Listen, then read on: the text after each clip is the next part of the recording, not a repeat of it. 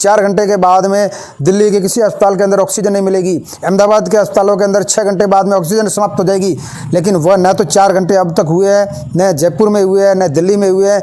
इस प्रकार की नकारात्मक सोच और नकारात्मक मानसिकता फैलाने का काम किया जा रहा है। ये वही लोग हैं जो कुछ समय पहले देश के अंदर अगर कोई आतंकी घटना हो जाती थी तो उन आतंकियों के साथ में खड़े नजर आते थे। ये वही लोग हैं जो राम मंदिर का निर्माण का विषय आ रहा था तो उस राम के मंदिर के निर्माण के विरोध के अंदर सुप्रीम कोर्ट में जाकर के याचिकाएं दायर करते थे।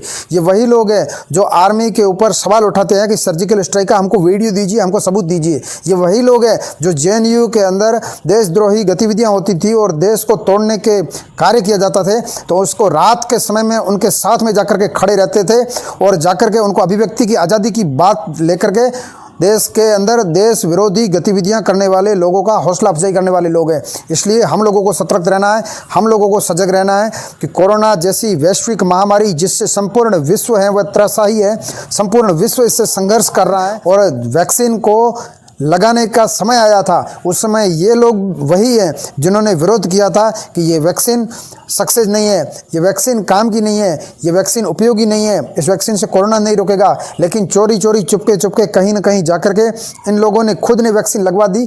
लेकिन जो भोले भाले इनके बहकाव में आने वाले लोग थे या इनकी बातों में आने वाले लोग थे, उनको केवल मात्र गुमराह करने का काम इन लोगों ने किया है, इसके सिवाय कुछ नहीं।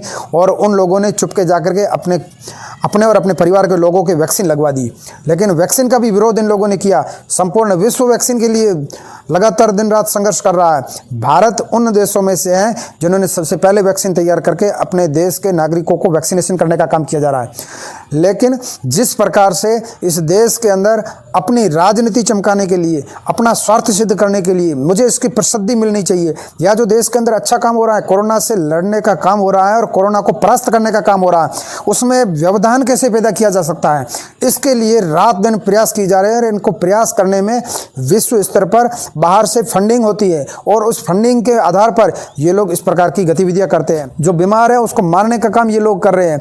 इसलिए हम लोगों को इनकी चालाकी को समझते हुए, इनका मुंह तोड़ जवाब देते हुए, जो हमारे पास में सकारात्मक समाचार आते हैं, सकारात्मक समाचार जो हमारे पास मिलते हैं, हम उनको अधिकतम फॉरवर्ड करने का प्रयास करेंगे। कोरोना की गाइडलाइन का पालन करेंगे, क्योंकि कुछ लोग कहेंगे कि भाई कोरोना के लॉकडाउन की आवश्यकता नहीं है, क्योंकि लॉकडाउन के अंदर लोग घर में रहेंगे, अपने परिवार के पास में रहेंगे, घर में रहेंगे, सुरक्षित तो रहेंगे, लेकिन वो खाएंगे क्या? उनके खाने के लिए रोटी नहीं है, उनकी खाने की व्यवस्था नहीं है। इसलिए लॉकडाउन नहीं लगना चाहिए, बिल्कुल सब कुछ खुला रहना चाहिए। मैं उनको कहना चाहता हूँ कि लॉकडाउन से अगर घर में कमाने वाला व्यक्ति घर के अंदर बैठा रहेगा तो भूख मर करके कोई नहीं मरेगा। इस प्रकार की सरकारों ने व्यवस्था कर रखी है और अन्य सामाजिक संस्थाओं ने व्यवस्था कर रखी है। किसी को भूख मर के मरने नहीं देंगे, ये भारत देश है इसलिए मरने नहीं देंगे। लेकिन किसी परिवार का मुख्य सदस्य वह घर के अंदर बैठा नहीं रह करके मार्केट के अंदर निकलता है और उसको कोरोना हो जाता है, वह व्यक्ति जो घर में कमाने वाला है, परिवार को चलाने वाला व्यक्ति है, उसकी अगर कोरोना से मौत हो जाएगी तो निश्चित रूप से वह परिवार निश्चित रूप से समाप्त हो जाएगा। वो परिवार पूरा का पूरा मर जाएगा, क्योंकि उनको कमाने वाला वही था, वो इस दुनिया से चला जाएगा तो वो उस परिवार का बहुत बड़ा नुकसान हो जाएगा। कुछ कठोर कदम उठाए जा रहे हैं, वो हमारे जीवन के लिए, हमारे परिवार की सुरक्षा के लिए, इसलिए हम सब लोगों को उनका पालन करना चाहिए। घर के अंदर भी बैठे रहते हैं तो बार बार हाथ को साबुन से धोना चाहिए। किसी भी प्रकार की अनावश्यक रूप से, आवश्यक नहीं है तो घर से बाहर नहीं निकलना चाहिए। किसी सामाजिक समारोह या किसी भी प्रकार का कोई अनावश्यक, जिसको हम आवश्यक नहीं मानते हैं, उस प्रकार के कार्यों से हम लोगों को फिलहाल कुछ समय के लिए बचना चाहिए।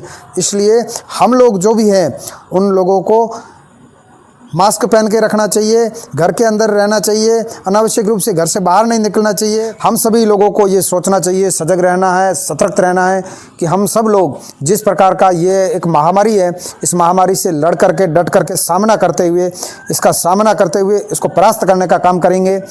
लेकिन उनका काम है कि इस प्रकार की नकारात्मक विचारधारा और नकारात्मकता फैला करके देश के अंदर जो मृत्युशैया के ऊपर लेट करके, बिस्तर के ऊपर लेट करके कोरोना से संघर्ष कर रहा है व्यक्ति, उस व्यक्ति के अंदर डर पैदा करना, खौफ पैदा करना।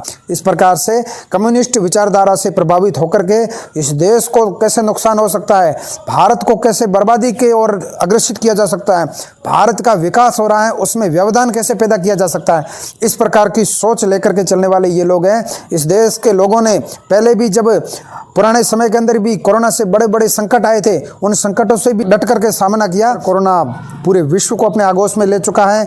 भारत है वो अच्छी रिकवरी कर रहा है, लेकिन रिकवरी स्थिति नहीं बता रहे हैं कि भारत के अंदर रिकवरी स्थिति क्या है, कितने आज रिकवर हो गए वो नहीं बताएंगे, लेकिन ये बताएंगे वहाँ पर ऑक्सीजन का स्टॉक समाप्त हो गया, वहाँ पर एम्बुलेंस के अंदर लाशें पड़ी है और उनका अंतिम संस्कार करने के लिए जगह नहीं है, अंतिम संस्कार के लिए शमशान घाट के बाहर लाइनें लगी हुई है और डॉक्टर नहीं है, बेड खाली नहीं है। इस प्रकार की भ्रांतियां फैला करके इस देश के अंदर नकारात्मकता पैदा करने का, नकारात्मक विचार पैदा करने का, जो कोरोना से लड़ रही है उनको जल्दी मारने का प्रयास किया जा रहा है।